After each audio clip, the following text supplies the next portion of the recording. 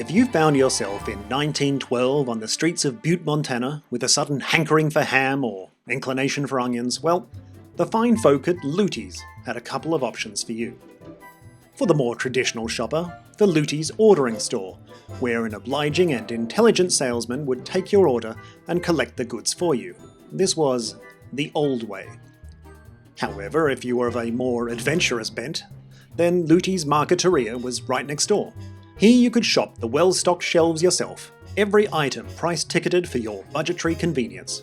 Sugar-cured ham, 15 cents a pound. This was Luty's new way.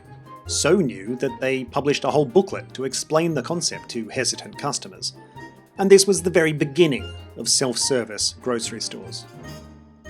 4 years later, in Memphis, Tennessee, Clarence Saunders opened the doors on the first Piggly Wiggly. This time there was no backup option for those customers preferring a more conventional experience. You picked your own groceries, or you went home hungry. Piggly Wiggly was also forced to explain the concept of self-service groceries to their customers.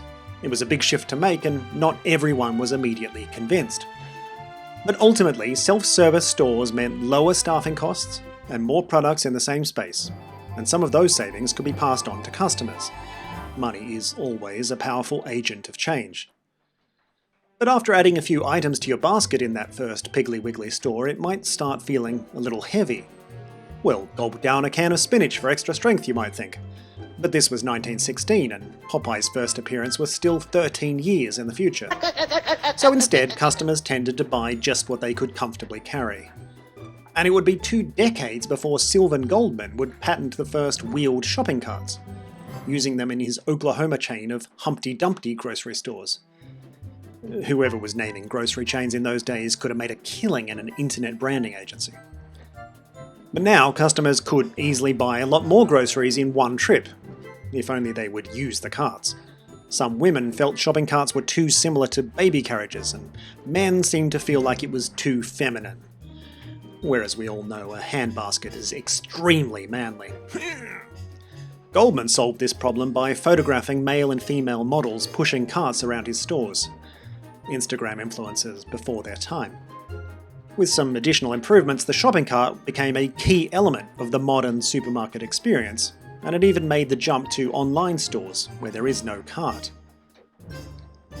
We can learn from supermarket self-service successes like the shopping cart, and even from the struggles like the long and painful rollout of self-checkout machines. Self-service works best when there are real benefits to both the customer and the business. Cheaper groceries and more options if you're willing to go grab them yourself? Well, that's a good trade-off. But checking out your own groceries on a machine that loudly accuses you of theft at random intervals? Unexpected item in bagging area. That's a harder sell.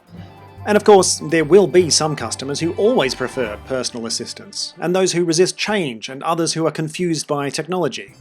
And new technology takes time to mature and be well integrated into the overall experience. So if you want your customers to help themselves more often, then be a Sylvan Goldman or a Clarence Saunders.